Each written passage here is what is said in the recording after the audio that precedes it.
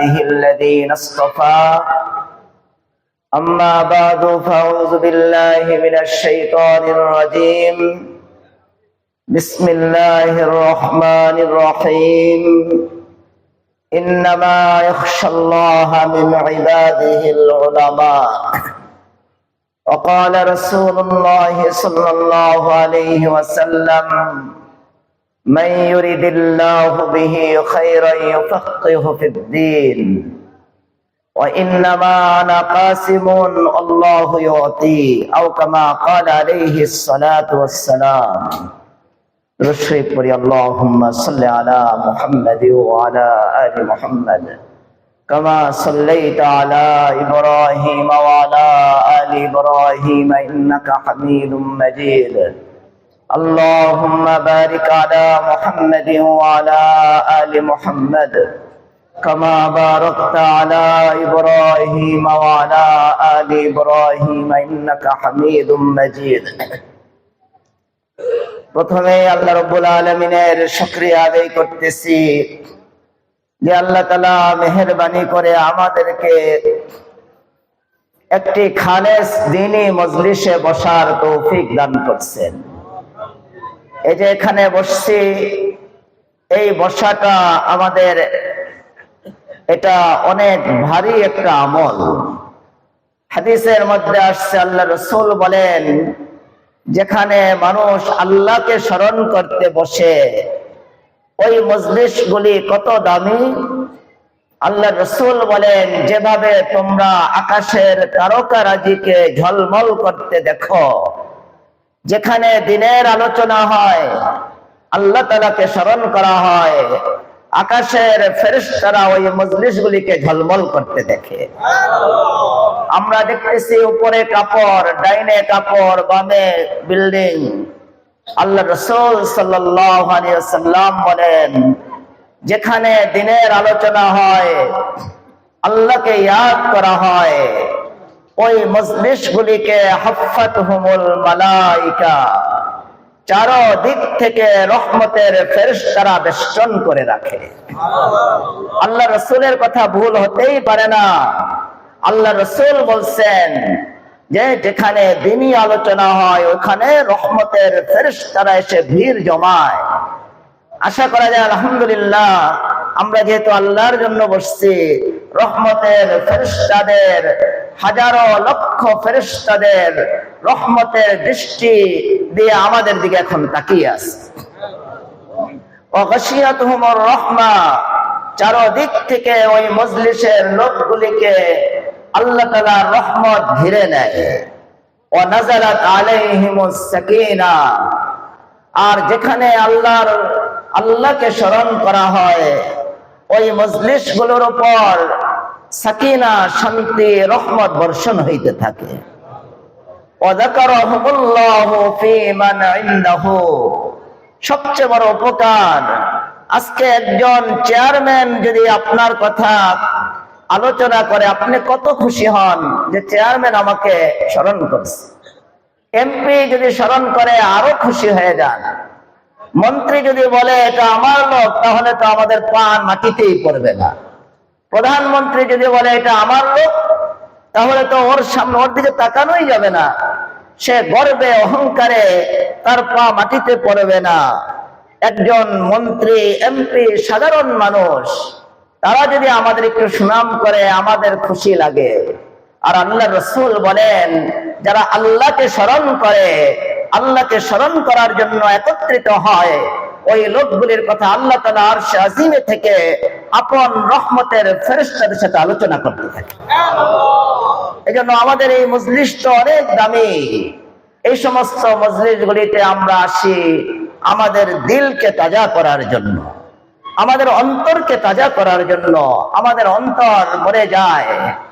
আল্লাহ রাসূল বলেন যে আলাইকুম বিমুজালাসাতিল উলামা, তোমরা উলামাদের মজলিসকে আবশ্যক করো, উলামাদের কথা শ্রবণ করাকে আবশ্যক করো। কেন? যেভাবে আসমান থেকে, উপর থেকে বৃষ্টি বর্ষণ হলে মৃত জমিন ওই বৃষ্টির কারণে তাজা হয়ে যায়, জীবিত হয়ে যায়, উলামাদের কথা তোমরা শ্রবণ করো। তাদের কথার বরকতে তোমাদের মৃত অন্তরকে আল্লাহ তাআলা জিন্দা করে দিবে। এখন ফিতনার জমানা, চারদিকে শুধু ফিতনা, চারদিকে শুধু মুসিবত, ঈমান বিধ্বংসী ফিতনা। আপনি যেখানে যান, যে গ্রামে যান, যত বড় ওলামাদের এলাকায় যান, সেখানে গিয়েও দেখবেন ফিতনা ঘুরঘুর করতেছে। রাসূল আকরাম সাল্লাল্লাহু আলাইহি সাল্লাম 1400 বছর আগে আমাদেরকে ভবিষ্যৎবাণী করে গেছেন যে এমন জমানা তোমাদের উপর আসতেছে যে জ্বলন্ত কয়লা হাতে রাখা যতটুকু কঠিন, তার চেয়ে কঠিন হবে তোমাদের দিন রক্ষা করা।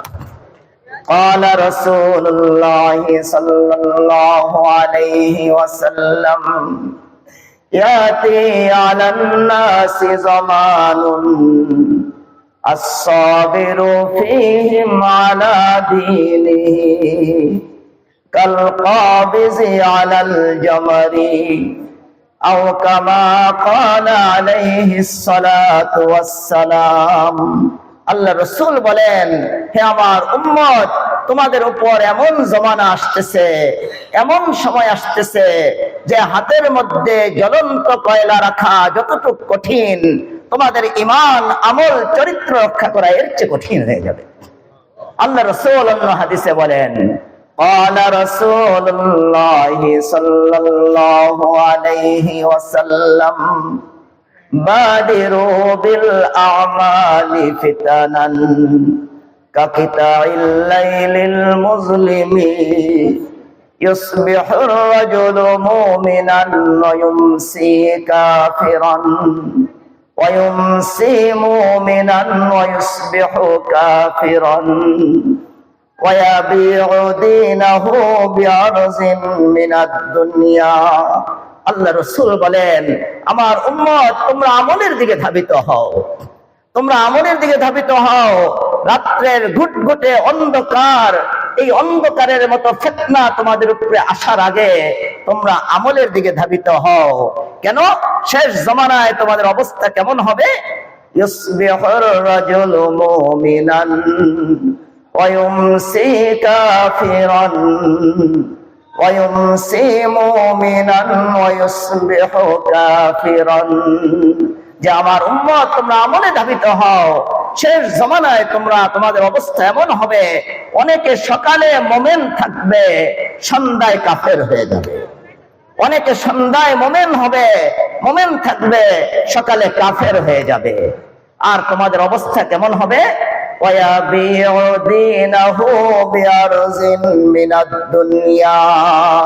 যে তোমাদের অনেকেই দুনিয়ার বদলায় টাকার কারণে, পদের লোভে, বিভিন্ন লোভে তারা তাদের দিনকে বিক্রি করে দিবে, তাদের ঈমানকে বিক্রি করে দিবে, তাদের ধর্মকে বিক্রি করে দিবে। আমি প্রতি বছর উত্তরবঙ্গে একটা সফর করি, এই 4-5 দিনের একটা ছোট সফর, দাওয়াতি সফর। কোন বক্তৃতা বয়ানের না, যেহেতু আমি বক্তা না। আমি ওখানে গিয়ে এমন গ্রাম পাইছি যে গ্রামের মধ্যে মাত্র 6,000 করে জন প্রতি টাকা দেওয়া হয়েছে, আর ওই গ্রামের প্রায় 300-র মতো লোক খ্রিস্টান হয়েছে। মাত্র 5-6 হাজার টাকা। আর আল্লাহ রাসূল বলতেছেন,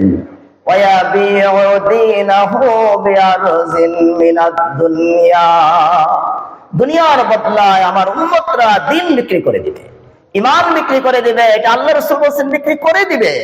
আর আমরা দেখতেছি বিক্রি করে দিচ্ছে। এটা আমাদের এই সময় আমাদের খুব আমলের প্রতি ধাবিত হতে হবে। আমরা আমলের জন্য এই যে এখানে আসছি, মজলিসে বসছি, আমাদের মূল উদ্দেশ্য হলো আমাদের এই দিলটাকে, আমাদের অন্তরকে তাজা করা, আমাদের অন্তরকে সুন্দর করা। আমরা আজকে আমাদের অন্তরের মধ্যে জিকির নাই, আমাদের অন্তরের মধ্যে আল্লাহর ভয় নাই। আমরা আল্লাহওয়ালাদের কাছে আসি। আমি কিছুদিন আগে হুজুরের কাছে সাথে একটু বসছি এক জায়গায়।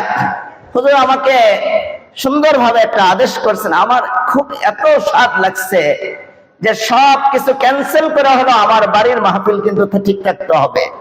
আমি চিন্তা করছি যে হুজুরের এই আদেশটা তো আমার জন্য অনেক বড় নিয়ামত। একজন আল্লাহর খাস বান্দার নেক নজর, নেক দৃষ্টি। আল্লাহ রাসূল বলেন তাকু ফিরাসাতাল মুমিনিন ফাইন্নাহুম ইয়ানজুরুনা বিনুরিল্লাহ, যে তুমি মুমিনদের নেক দৃষ্টির মধ্যে থাকো, তাদের খারাপ দৃষ্টির থেকে বেঁচে থাকো। তারা যদি কারো প্রতি খারাপ দৃষ্টি, এটা একেবারেই স্বতঃসিদ্ধ বিষয়। আলেমদের খারাপ দৃষ্টি যদি কারো উপরে পড়ে যায়, আমরা দেখি ওই লোকটা দিয়ে কোনো কাজ হয় না।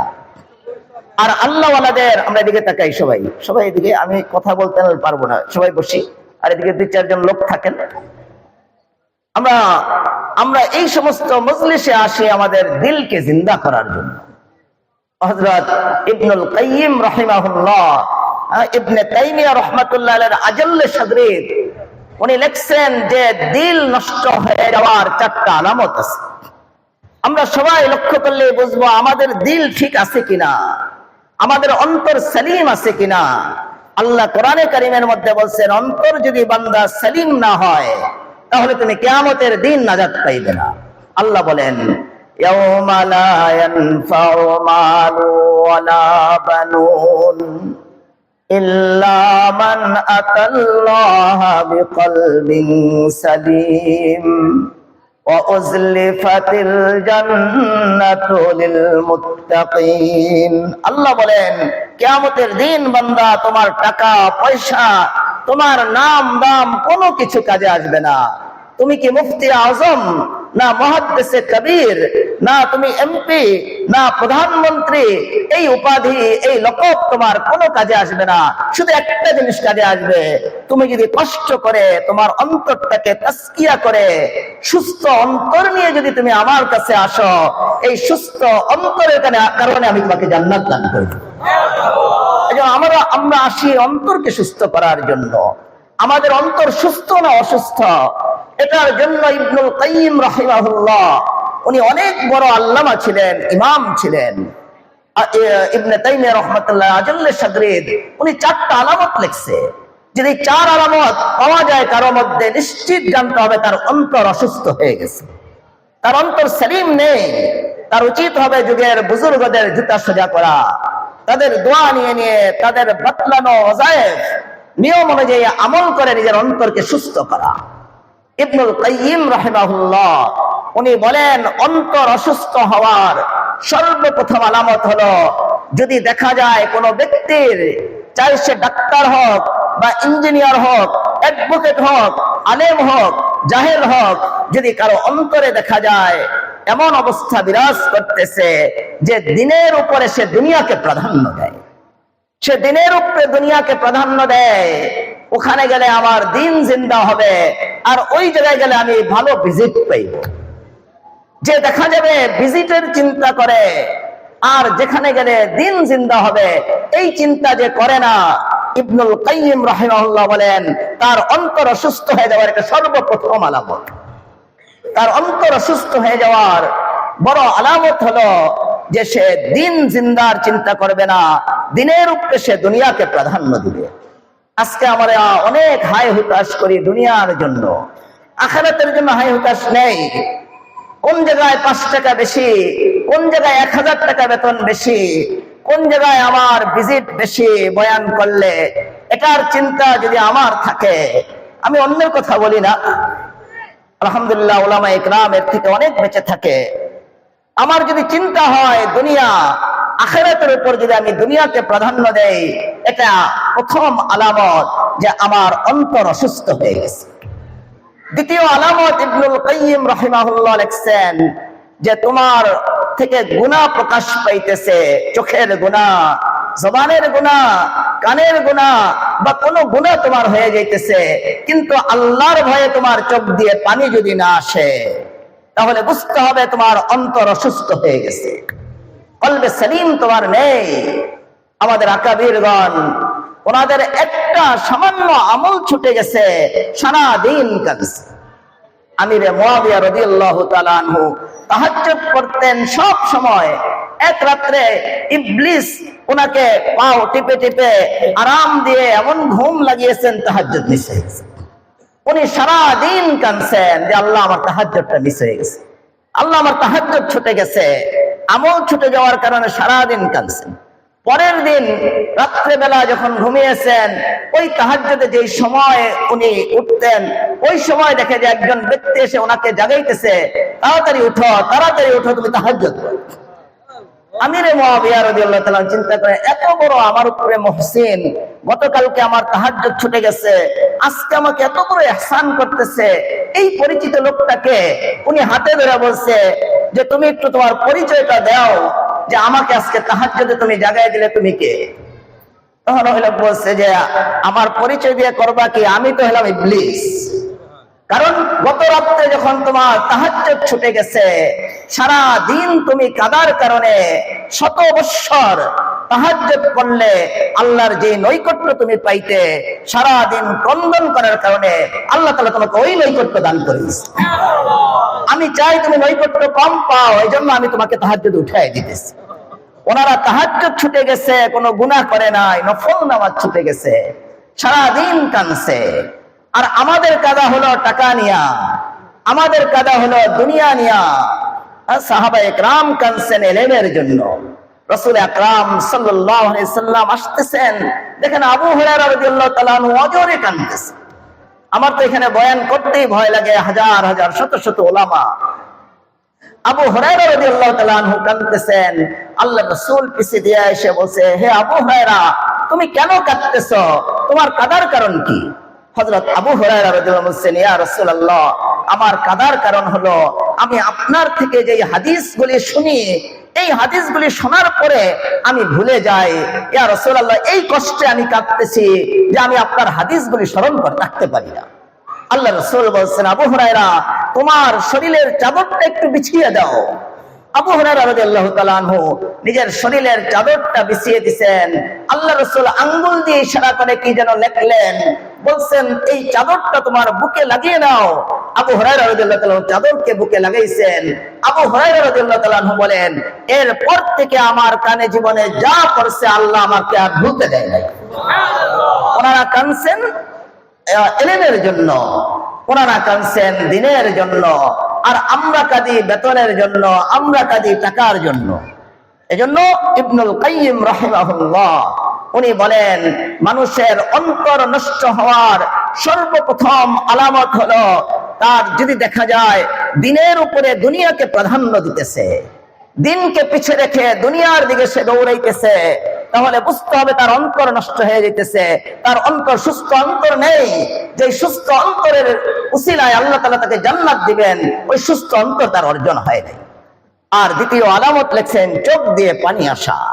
হাদিসের মধ্যে আসছে, একজন মানুষ গুনাহ করতে করতে এত গুনাহ করছে, তার গুনার স্তূপ যেন জমিন থেকে আসমানে গিয়ে লেগে গেছে। আর এই ব্যক্তিটা শুধু আল্লাহর ভয়ে তার চোখ থেকে একটু পানি বের হয়েছে, সেই পানিটা কতটুকু? একটা মাছির মাথার সমান। এই মাছির মাথার সমান পানি সে অবিতপ্ত হয়ে চোখ দিয়ে যে ছেড়ে দিল, এটার দাম আল্লাহ কতটুকু দেন? তার জীবনের সব গুনাহ আল্লাহ মাফ করে দেন। এজন্য ইবনুল কাইয়িম রাহিমাহুল্লাহ বলেন যে অন্তর অসুস্থ হওয়ার দ্বিতীয় আলামত চোখ শুকিয়ে যাবে, চোখে পানি আসবে না।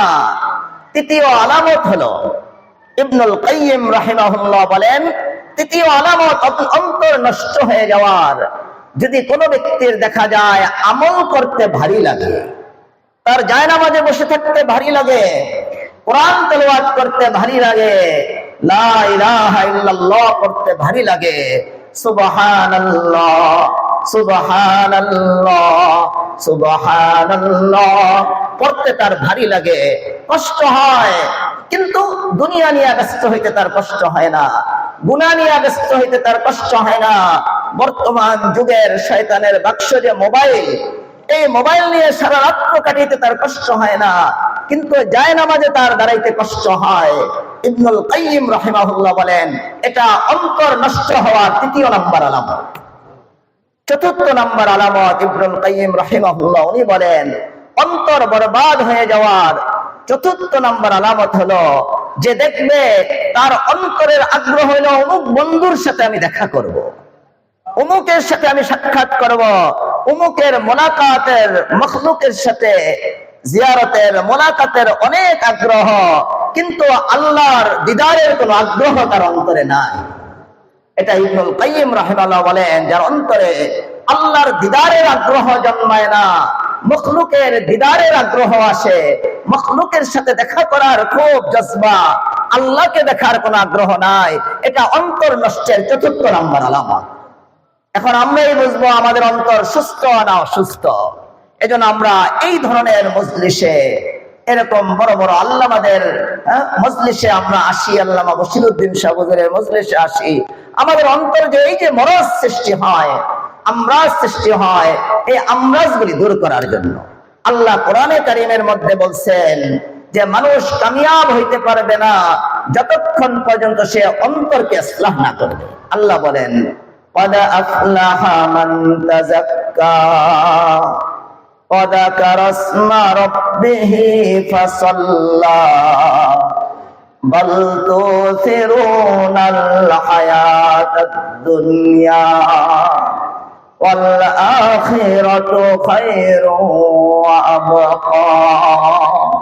আল্লাহ বলেন, ওই ব্যক্তি কামিয়াব, ওই ব্যক্তি সফল কাম যে কষ্ট করে অন্তরকে তাসকিয়া করছে, অন্তরকে পরিষ্কার করছে, অন্তরকে সুস্থ করছে, আল্লাহর খাস বান্দাদের সোহবতে গিয়ে গিয়ে জিকির করে গুনাহ মুক্ত জীবন যাপন করে যে অন্তরকে পরিষ্কার করছে, আর নামাজকে ঠিকমতো আদায় করছে, আল্লাহকে ঠিকমতো স্মরণ করছে, আল্লাহ বলেন ওই ব্যক্তিটা কামিয়াব হয়ে গেছে।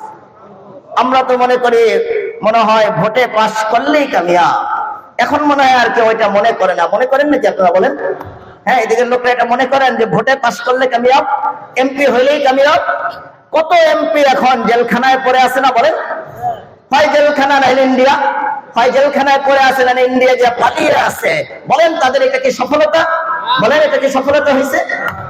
আসল সফলতা আল্লাহ বলতেছেন, قد أفلح من زكاها وقد خاب من دساها। আল্লাহ বলেন কামিয়াব ওই ব্যক্তিগুলি যারা কষ্ট করে নিজের অন্তরকে তাসকিয়া করছে, হিংসা মুক্ত করছে, বিদ্বেষ মুক্ত করছে, কিনা কপট মুক্ত যারা নিজের অন্তরকে করছে, এই লোকগুলিকে আল্লাহ বলতেছেন কামিয়াব। ভোটে পাশ করলে নিয়ে কামিয়াব হয় না, কয়েকদিন লাফালাফি, তারপরে তো জেলখানায়, তারপরে বেইজ্জত, লাঞ্ছিত। এজন্য আমরা চির সফলতা অর্জনের আমরা চেষ্টা করব, অন্তরকে আমরা পরিষ্কার করব। অন্তর সাফ না করলে, ইসলাহ যদি আমরা হইতে না পারি, তাসকিয়া যদি আমরা করতে না পারি, আমাদের ঠিকানা জাহান্নাম হবে। আমরা জান্নাতের আশা রাখতে পারি না। আশা তো করতেই পারি, কিন্তু এটা দূরবর্তী আশা হবে। কষ্ট করে আমরা অন্তরের উপরে মেহনত করব। আল্লাহ রাসূল সাল্লাল্লাহু আলাইহি ওয়াসাল্লাম এক হাদিসের মধ্যে বলেন, আলা ইন্না ফিল জাসাদি লামুযগা ফাইদা সালুহাত সালুহাল জাসাদ কুল্লুহু। আল্লাহ রাসূল বলেন যে আমার উম্মত, তোমাদের শরীরের মধ্যে আল্লাহ তাআলা গোশতের একটা টুকরা রেখে দিয়েছেন, যেটাকে আমরা অন্তর বলি। আল্লাহ বলে, আল্লাহ রাসূল বলেন যেটা অন্তর, কলব যেটাকে বলে, অন্তর বলে। ফাইদা সালুহাত সালুহাল জাসাদু কুল্লুহু। এই অন্তরটা যদি কেউ শুদ্ধ করতে পারে, কষ্ট করে আল্লাহর খাস বান্দাদের সোহবত উঠিয়ে, আল্লাহ রাসূল বলেন তার শরীরের সব অঙ্গ প্রত্যঙ্গের আমল শুদ্ধ হয়ে যাবে। وَإِذَا فَسَدَتْ فَسَدَ الْجَسَدُ كُلُّهُ أَلَا وَهِيَ الْقَلْبُ أَوْ كَمَا قَالَ عَلَيْهِ الصَّلَاةُ وَالسَّلَامُ।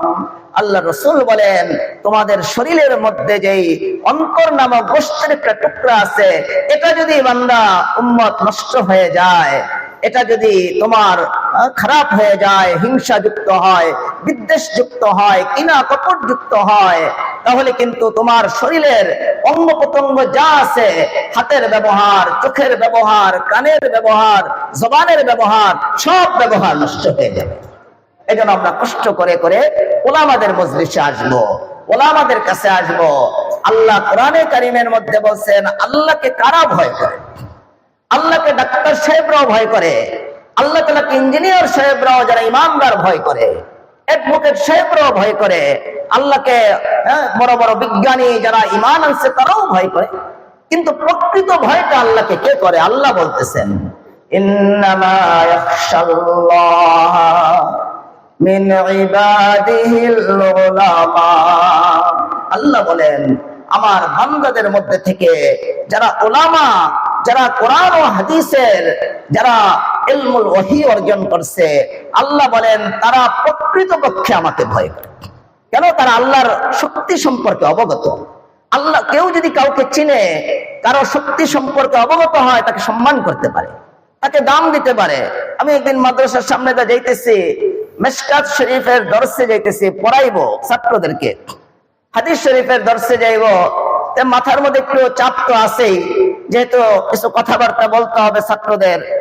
এর মধ্যে একজন লোক এসে আমাকে জিজ্ঞাসা করছে, মৌলানা সাব্বির সাহেব কোথায়? আর আমি কিভাবে বলি আমি মৌলানা সাব্বির সাহেব? সাহেব জিজ্ঞাসা করছে, আমি তো সাহেব না। তা আমি বলছি ওই যে ওনার রুম, ওইখানে আপনি যান, আমার তো দরস আছে, আমি ইচ্ছা করি আমার পরিচয় দেই নেই। আমি বলছি কোনো প্রয়োজন আছে কিনা, যাতে আমি যেহেতু চলে যাইতেছি। উনি আমাকে ধমকে সুরে বলছে, আমার প্রয়োজন আছে না না আছে আপনাকে আমি কি বলবো, আমি মৌলানা সাব্বিরের সাথে কথা বলবো। তাহলে আমি তো চিন্তা করলাম যে তাড়াতাড়ি আমার দর্শে গেলে গিয়ে ভালো হয়। আমি ছাত্রদের বললাম ওনাকে সাব্বির সাহেবের রুমের সামনে নিয়ে বসাও। আমি আস্তে করে দর্শে চলে গেছি, 1 ঘন্টা ছাত্রদের পড়াইয়া ফিরে আসছি। এই লোক তো এখন শরমে 3বার 4বার মাপ চাওয়া শুরু করছে যে হুজুর আমি তো আপনার চিনি না, এই জন্য এটা কইছে। আমি কোনো অসুবিধা নাই, চিনেন না এটা ভালো হয়েছে, আমার 1 ঘন্টা সময় বাঁচছে, আমি ক্লাস করাইতে পারছি। উনি আমাকে চিনে না, এই জন্য আমাকে ধমক দিছে। তাহলে যে আল্লাহকে চিনে না সে আল্লাহকে কিভাবে ভয় করে? আলেমরা আল্লাহকে চিনে, আল্লাহর গুণ সম্পর্কে তারা অবগত, আল্লাহর শক্তি সম্পর্কে অবগত। তাহলে আল্লাহকে প্রকৃত ভয় কে করবে? বলেন বলেন কারা করবে? এই জন্য হাজ্জাজ বিন ইউসুফ উনি হাঁটতেছে রাস্তা দিয়ে, একটু তো জুলুম, একটু অত্যাচার ওনার থেকে প্রকাশ পাইছে। ওলামায়ে কেরাম লেখছে আবার ওনার জীবত করা উচিত নয়। উনি কিছু এদিক সেদিক কাজ করছেন, উনি রাস্তা দিয়ে হাঁটতেছে, এর মধ্যে এক যুবকের সাথে দেখা হয়েছে। যুবককে জিজ্ঞাসা করছে যে তোমাদের যে গভর্নর, তোমাদের মন্ত্রী, এলাকার গভর্নর হাজ্জাজ বিন ইউসুফ সম্পর্কে তোমার কি ধারণা বলো? যুবক বলতেছে ও তো খবিস, ও তো জালেম, ও তো অত্যাচারী, যা যা বলা লাগে। অথচ হাজ্জাজ বিন ইউসুফই সামনে দাঁড়ানো জিজ্ঞাসা করতেছে তোমাদের গভর্নর হাজ্জাজ বিন ইউসুফ সম্পর্কে তোমার কি ধারণা? বলতেছে সে জালেম, সে খবিস, সে অত্যাচারী। হাজ্জাজ বিন ইউসুফ বলছে যে তুমি চিনো আমি কে? যুবক বলে যে না আমি তো চিনি না। আমি তো হাজ্জাজ বিন ইউসুফ। আপনি চিনেন আমি কে? না সেটা তো চিনি না। আমি ওই যে গ্রামটা দেখতেছেন, ওই গ্রামের একজন পাগল, মাসে 3 দিন পাগল থাকে, আজকে 2য় দিন চলতেছে, কোনরকম চালাকি করে বেঁচে গেছে। হাজ্জাজ বিন ইউসুফকে চিনে না, হাজ্জাজ বিন ইউসুফের মুখের উপরে জালেম বলে দিছে। আর যদি হাজ্জাজ বিন ইউসুফকে চিনতো তাহলে তো আর এটা বলতো না। উলামায়ে কেরাম যেহেতু আল্লাহকে চিনে, আল্লাহর শক্তি সম্পর্কে অবগত, এজন্য আল্লাহই বলতেছেন ইন্নামা ইয়াখশাল্লাহ মিন ইবাদিহিল উলামা। আমার উম্মত, আমার বান্দাদের মধ্যে যারা উলামা, যারা ইলম শিক্ষা করছে, ইলমুল ওহী অর্জন করছে, প্রকৃতপক্ষে তারাই আমাকে ভয় করে, আল্লাহ বলতেছেন। এজন্য আমরা উলামাদের সাথে সম্পর্ক রাখতে হবে। আল্লাহ রাসূল সাল্লাল্লাহু আলাইহি সাল্লাম উলামাদের শানে বলছেন ইন্না মাসালাল উলামা কামাসালিন নুজুম ফিস সামা। উলামাদের উদাহরণ কেমন? আল্লাহ রাসূল বলতেছেন আমার উম্মতের উলামাদের উদাহরণ হলো আসমানের তারকার মতো। এই তারকা দিয়ে রাস্তা পাওয়া যায়, আসমানের তারকার মতো হলো আমার উলামাদের উদাহরণ। আল্লাহ রাসূল উলামাদের উদাহরণ দিলেন কি দিয়ে? বলেন তারকা দিয়ে। বলেন সবাই বুঝতেছেন না আমার কথা? আমি চট্টগ্রামের ভাষায় তো বলতেছি না, আমি কিন্তু আপনাদের দেশের লোক। আমার অনেকে মনে করে আমার বাড়ি মনে হয় চট্টগ্রাম, আমি পড়াইছি চট্টগ্রাম, আমি চট্টগ্রাম বাড়ি না, আমার বাড়ি নরসিংদী। আমার ভাষা বুঝতেছেন তো আপনারা? আল্লাহ রাসূল বলছেন ইন্না মাসালাল উলামা কামাসালিন নুজুম। আমার উম্মতের উলামাদের উদাহরণ হইল কার মতো? আসমানের তারকার মতো। আল্লাহ রাসূল তারকা দিয়ে মিসাল কেন দিলেন? আল্লাহ কোরআনে কারিমের মধ্যে তারকার 3টা গুণ বয়ান করছেন। কয়টা গুণ বলেন? আল্লাহ কোরআনে কারিমের মধ্যে তারকার 3টা গুণ আমরা খুঁজে পাই, আরো বেশি বয়ান করতে পারে। আমার মুতালার মধ্যে তেলাওয়াতের মধ্যে 3টা পাইছি। আল্লাহ বলেন ওয়ালাকাদ যায়্যানাস সামাআদ দুনিয়া বিমাসাবিহা ওয়াজআলনাহা রুজুমান লিশ-শায়াতিন وَأَعْتَدْنَا لَهُمْ عَذَابَ السَّعِيرِ।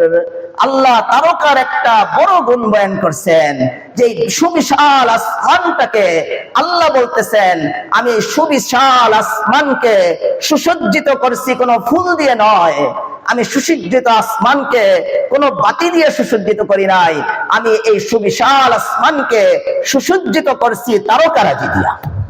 বলেন আসমানের সৌন্দর্যতা হলো কি? তারকারাজি। আর আল্লাহ রাসূল বলছেন আমার উম্মতের উদাহরণ হলো তারকার মতো।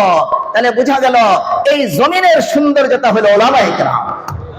এই জমিনকে আল্লাহ সুন্দর করেন কার দ্বারা বলেন? আপনি বলেন এই পুরা নরসিংদীর কোন এমপি নিয়ে কি আমরা গর্ব করতে পারি বলেন? কেউ আছে হাত উঠান সাহস করে। তোমাকে যেটা নিয়ে আপনি গর্ব করেন ওটা দেখবেন ইন্ডিয়া পলায় গেছে অথবা এটা জেলখানায় পড়ে রয়েছে, এটা নিয়ে কি গর্ব করব? কিন্তু আপনি বলেন আমরা নির্বিঘ্নে সবাই বলতে পারি আমরা আল্লামা বশিরউদ্দিন শাহ হুজুরকে পুরা নরসিংদীর সুসজ্জিত সৌন্দর্যতা আমরা বলতে পারি। পুরা নরসিংদীকে আল্লাহ তাআলা সুসজ্জিত করছে, আলোকিত করছে। অনেক আলেম আছে, তার মধ্যে আমাদের এক বড় মুরব্বী আল্লাহ তাআলা, আমরা যদি একেবারে চিন্তা ফিকির ছাড়া বলতে পারি যে ব্যক্তি হিসাবে এই নরসিংদীর সৌন্দর্যতা কে, কোন জিনিস নির্বিঘ্নে আমাদের মুখ দ্বারা বের হবে, ওই ব্যক্তিটা হলো আল্লামা বশিরউদ্দিন শাহ। আল্লাহ কোরআনে বলতেছেন ওয়ালাকাদ যায়্যানাস সামাআদ দুনিয়া বিমাসাবিহা ওয়াজআলনাহা রুজুমান লিশ-শায়াতিন। তারকার একটা গুণ আল্লাহ বলছেন যে আমি তারকা দিয়ে আসমানকে সুন্দর করছি। আর আল্লাহ রাসূল বলছেন আমার উম্মতের ওলামারা হলো তারকার মতো। তার মানে আল্লাহ রাসূল এটা বুঝাইতে চাইছেন আসমানকে আল্লাহ সুন্দর করছেন তারকা দিয়া, আর জমিনকে আল্লাহ সৌন্দর্যতা দান করছেন ওলামাদের দ্বারা। হাসান বসরি রহমতুল্লাহ আলাইহি উনি বলেন যদি যুগের মধ্যে ওলামারা না থাকতো মানুষ সব কুকুর বিড়ালের চেয়ে এরকম বাঘ ভাল্লুকের চেয়ে হিংস্র হয়ে যেত। ওলামাদের মেহনতের বরকতে মানুষ এখনো মানুষ আছে। যেই দেশে মানুষ নাই, আপনি যে দেশে ওলামা কম, আপনি আমেরিকাতে যান, আমি পেপারে সরাসরি পড়ছি যে আমেরিকাতে শতকরা 14 জন মেয়ে তার বাপের ধারাদর্শিতা হয়। বলেন এটা কি কোনো মানুষের জীবন না পশুর চেয়ে রকম? কেন? ওলামা নাই।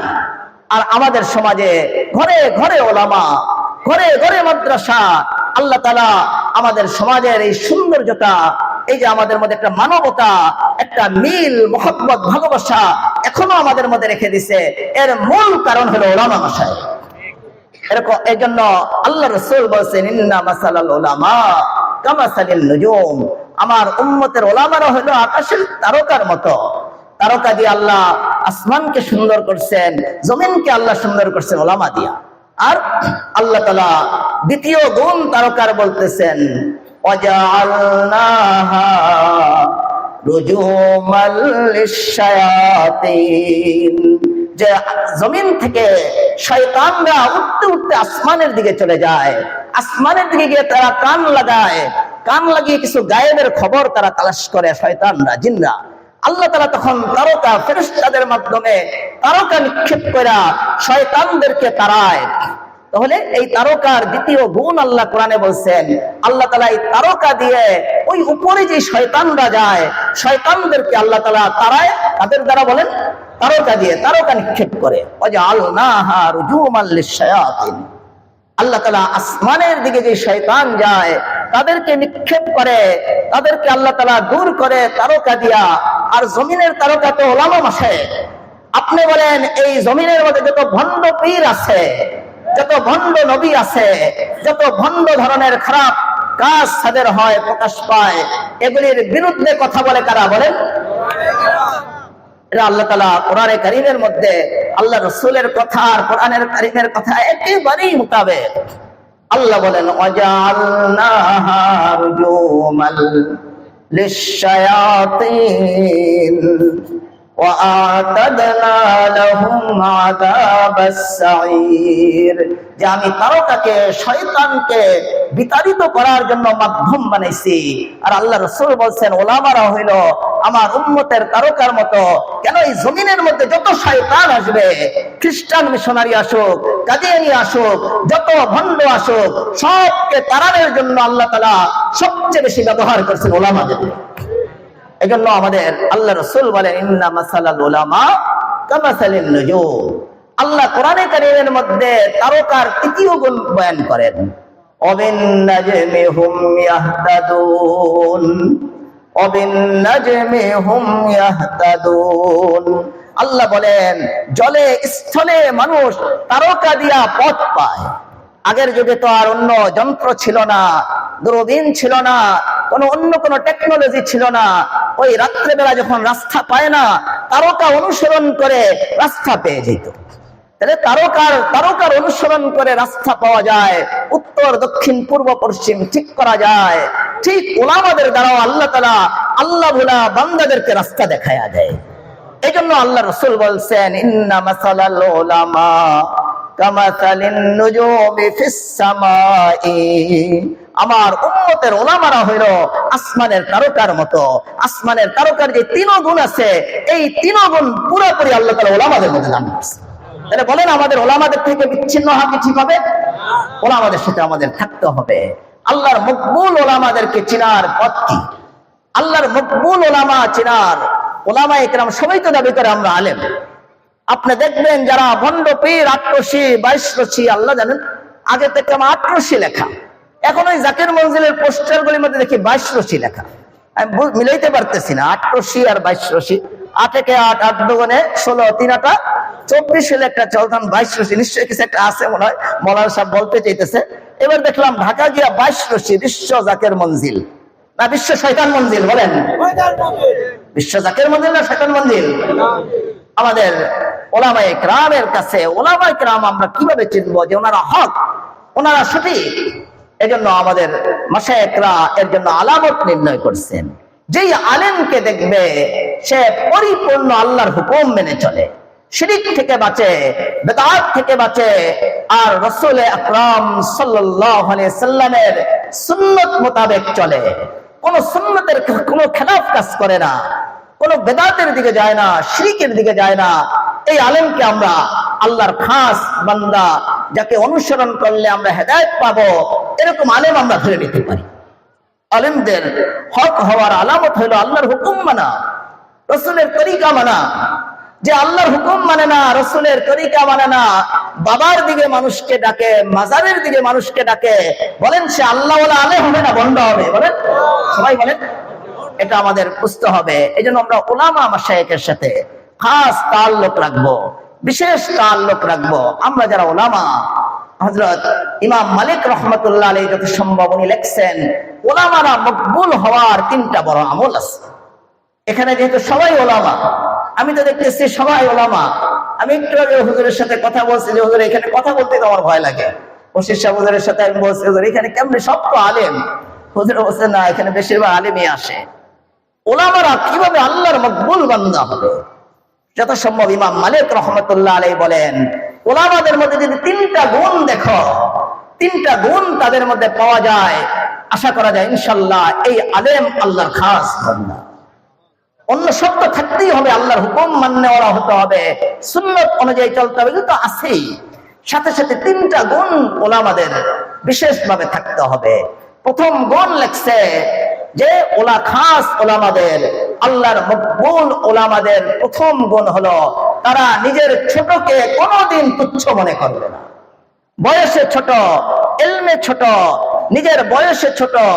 আমার বয়স 50 আর আপনার বয়স 40, এজন্য যদি আমি আপনাকে তুচ্ছ মনে করি, আমি বুখারী পড়াই আর আপনি হেদায়া পড়ান, এজন্য যদি আমি আপনাকে তুচ্ছ মনে করি, বা আমি আলেম আর আপনি রিক্সা চালক, এই জন্য যদি আমি আপনাকে তুচ্ছ মনে করি, তাহলে বুঝতে হবে আমি আল্লাহর কাছে মকবুল আলেম হইতে পারি নাই।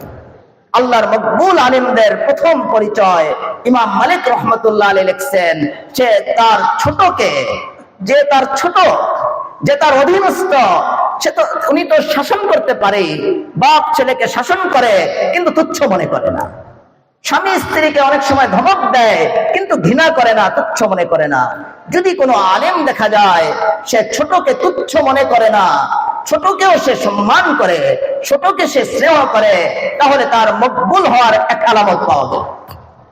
আর দ্বিতীয় আলামত লিখছেন ইমাম মালিক রহমতুল্লাহ আলাইহি, আলেমরা মকবুল হওয়ার দ্বিতীয় আলামত, সে জীবনে কোনোদিন কোনো বড়র সাথে টকরাও করবে না। আজকে আমাদের সমাজে পাওয়া যায় উস্তাদের বিরুদ্ধে ছাত্র স্লোগান দেয়, দেয় কিনা বলেন? এটা কিন্তু আমাদের বন্ধ হওয়া উচিত। আমাদের কওমি অঙ্গনে যেন কোনোদিন এই ধরনের আমিজাজ পাওয়া না যায় যে উস্তাদের বিরুদ্ধে ছাত্র স্লোগান, মাদ্রাসার বিরুদ্ধে দাবি দেওয়া, এটা তো কোনোদিন কওমি মাদ্রাসার আদর্শ হতেই পারে না। বলছে ওলামাদের দ্বিতীয় মকবুল হওয়ার আলামত হলো তারা কোনোদিন তাদের বড়র সাথে টকরাও করবে না।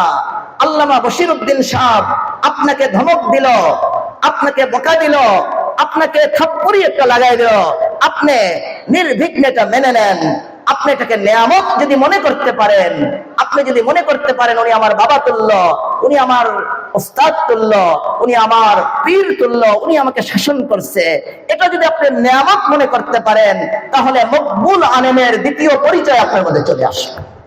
যে বড়দের সাথে টকরাওয়ে নামে, বড়দের বিরুদ্ধে স্লোগান দেয়, বড়দের বিরুদ্ধে বই পুস্তক লেখা শুরু করে, বড়দের বিরুদ্ধে দলবাজি শুরু করে, সে যত শব্দই শিখুক, যত আরবিতে বক্তৃতা করতে পারো, ইংলিশে বক্তৃতা করতে পারো, আল্লাহর লিস্টের মধ্যে সে মকবুল আলেম নয়।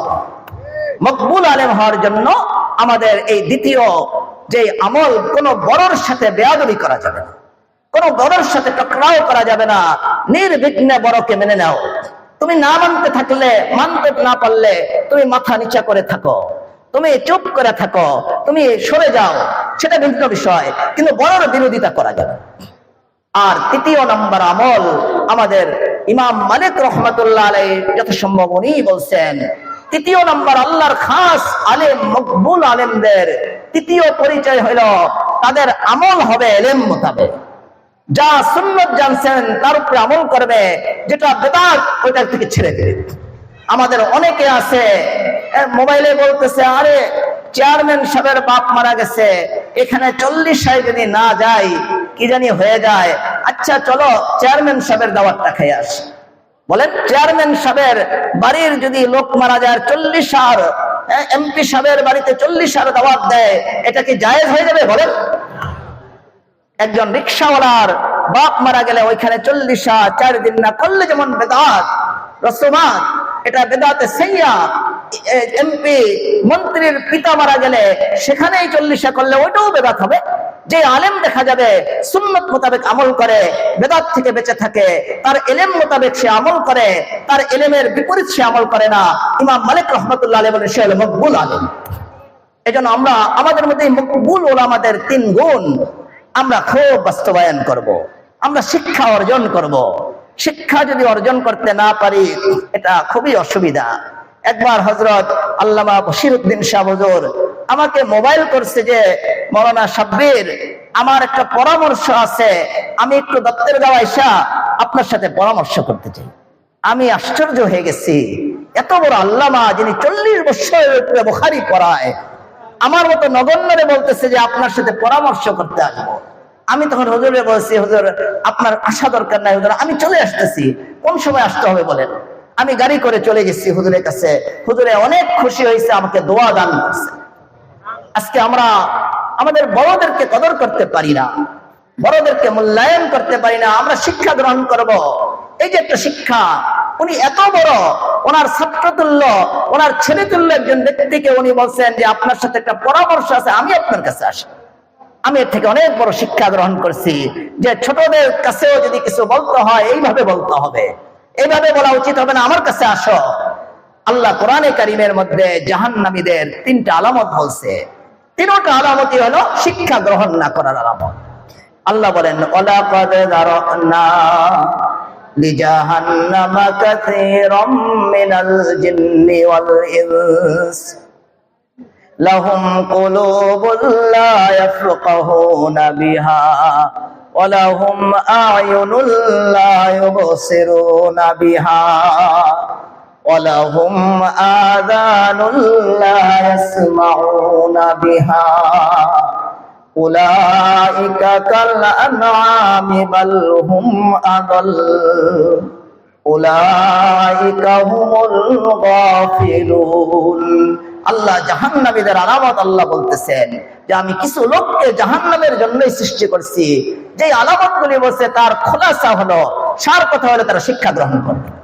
আল্লাহ বলেন প্রথম আলামত কি? লাহুম কুলুবুন লা ইয়াফকাহুনা বিহা, যে আমি তাদেরকে অন্তর দান করব। আমি যেভাবে আমার খাস বান্দাদেরকে অন্তর দিছি, জাহান্নামীদেরকে আমি অন্তর দিব, কিন্তু পার্থক্য একটা, আল্লাহর খাস বান্দারা অন্তর দিয়ে শিক্ষা গ্রহণ করবে, আর জাহান্নামীরা অন্তর দিয়ে কোনো শিক্ষা গ্রহণ করবে না।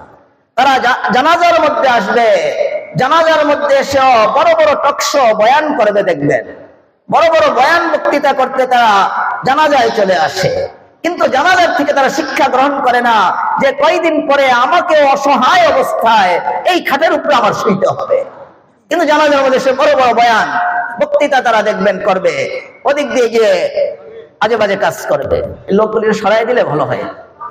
প্রথম আলামত আল্লাহ জাহান্নামীদের প্রথম আলামত বলতেছেন লাহুম কুলুবুন লা ইয়াফকাহুনা বিহা, যে তাদেরকে আমি অন্তর দিব, অন্তর দিয়ে তারা কোনো শিক্ষা গ্রহণ করবে না, অন্তর দিয়ে কোনো আদর্শ গ্রহণ করবে না। সারা পৃথিবীতে কত ধরনের ঘটনা ঘটতেছে, সারা পৃথিবীতে কত ধরনের বিপর্যয় ঘটতেছে, তারা এই ঘটনা এই বিপর্যয়গুলি থেকে কোনো শিক্ষা গ্রহণ করবে না।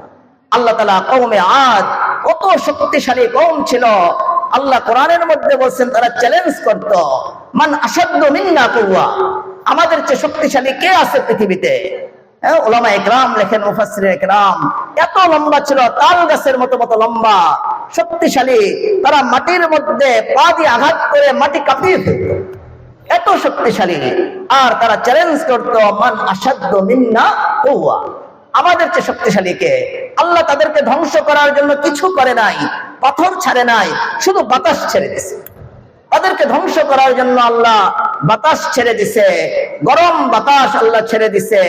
এই বাতাসগুলি এই তাল গাছের মতো উঁচা উঁচা লম্বা লম্বা লোকগুলিকে আশ্রিয়ে মেরে ফেলছে। আর আমাদের যুগেরও সবচেয়ে বড় শক্তিশালী যারা নিজেকে দাবি করে, আমেরিকা, তারাও দাবি করে আমরা বিশাল পরাশক্তি, তাদের সবচেয়ে বড় রাজ্য, সবচেয়ে বড় শহরকে আল্লাহ তাআলা ওই কওমে আদের মতোই গরম বাতাস ছেড়ে দিয়ে আগুন দিয়ে পুড়ে ছাই করে ফেলছে। এগুলি থেকে আমাদের উচিত হলো শিক্ষা গ্রহণ করা, যে আমাদের এই জীবনে যে সমস্ত বিপদ ঘটতেছে, কোন শক্তি, কোন টেকনোলজি আল্লাহ যদি আমাদের উপরে বিপদ দিয়ে দেয়, এই বিপদ থেকে কোন টেকনোলজি, কোন শক্তি, কোন বিজ্ঞান আমাদের বাঁচাইতে পারবে না। আমেরিকা ঠিক করে রাখছে আগুন যদি এই পর্যায়ে হয় এই মেশিন ব্যবহার করবে, আর যদি এর চেয়ে বড় হয় ওই মেশিন ব্যবহার করবে, এর চেয়ে বড় হইলে ওই মেশিন ব্যবহার করবে। আল্লাহ তাআলা এমন বাতাসই দিছে, তাদের সব মেশিন, সব টেকনোলজি আল্লাহ তাআলা ব্যর্থ করে দিয়েছে।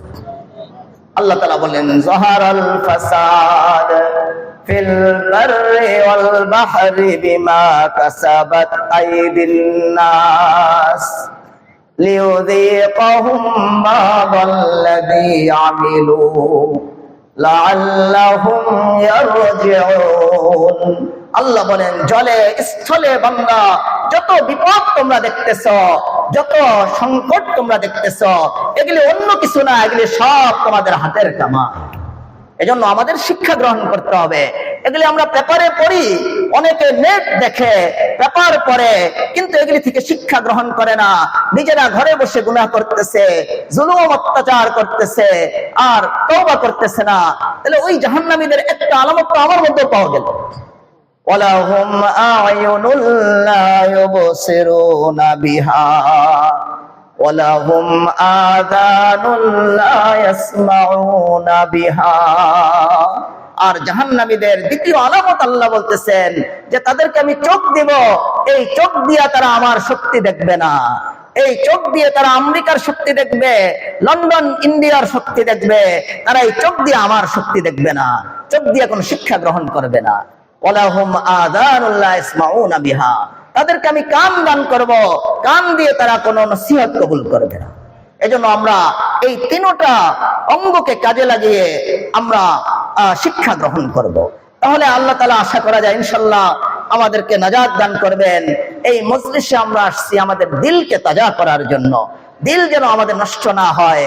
হ্যাঁ, হাদিসের মধ্যে আসছে সারা জীবন আমল করবে অনেক লোক, আখের তার নসিব খারাপ, ভাগ্য খারাপ, তার শেষ পর্যায়ে তার ঈমান নষ্ট হয়ে বেঈমান হয়ে চির জাহান্নামী হয়ে কবরে যাবে।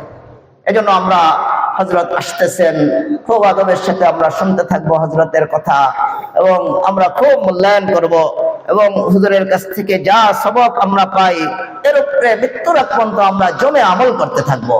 আল্লাহ আমাদেরকে কবুল করেন, আল্লাহ হযরতের হায়াতকে লম্বা করে দেন, আল্লাহ হযরতের হায়াতে তাইয়্যিবা আরো আমাদের এই ছায়াকে দীর্ঘ করে দেন। আমরা আলেম খাওয়াস আওয়াম সবাই যেন হযরত থেকে আরো বেশি পরিমাণে ফায়দা নিতে পারি। সুবহানাকাল্লাহুম্মা বিহামদিকা আশহাদু আল্লা ইলাহা ইল্লা আনতা আস্তাগফিরুকা ওয়া আতুবু ইলাইক।